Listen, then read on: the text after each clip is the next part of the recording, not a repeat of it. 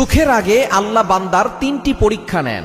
আপনারা যখন দেখবেন যে তিনটি পরীক্ষা আসছে, মনে করবেন যে আপনার কিছুক্ষণ পরেই সুখ আছে, কিছুদিন পরেই আপনার জীবনের স্বস্তি চলে আসতেছে।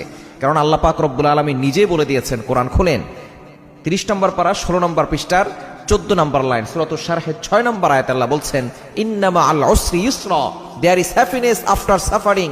কষ্টের পরে সুখ আছে, কষ্টের পরে স্বস্তি রয়েছে। সুতরাং আপনার দুঃখ কষ্ট চিরস্থায়ী নয়। আকাশে মেঘ সব সময় থাকে না, আপনার কষ্টও থাকবে না। সুতরাং এই তিনটি পরীক্ষা আল্লাহ পাক রব্বুল আলামিন যখন নিবেন, মনে করবেন তারপরে আপনার সুখ আছে। এই সুখ দেওয়ার আগে আল্লাহ তাআলা তিনটি পরীক্ষা নেন। 1 নম্বর হচ্ছে ধৈর্যের পরীক্ষা। আল্লাহ তাআলা আপনাকে দেখতে চান যে আপনি ধৈর্য ধারণ করতে পারেন কিনা, আপনি ভেঙে পড়েন কিনা, আপনি আল্লাহর উপরে ভরসা করেন কিনা। এজন্য আল্লাহ তাআলা ধৈর্যের পরীক্ষা নেন।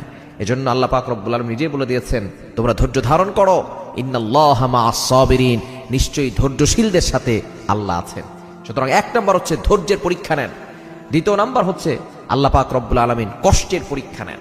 আপনাকে আল্লাহ তাআলা বিভিন্নভাবে কষ্ট দিবেন।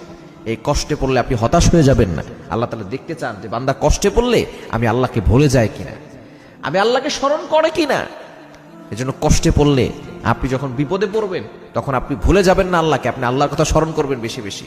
এবং 3 নাম্বার হচ্ছে নিঃসঙ্গ জীবন দান করেন। প্রথমে পরীক্ষা নেন, নিঃসঙ্গ পরীক্ষা।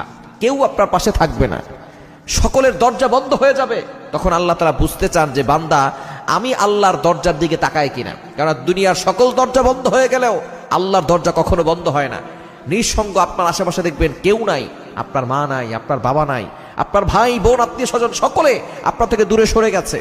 কেমন যেন আপনি সাগরের মাঝখানে আছেন, আপনাকে সাহায্য করার মতো, আপনাকে উপকারের মতো কাউকে পাচ্ছেন না।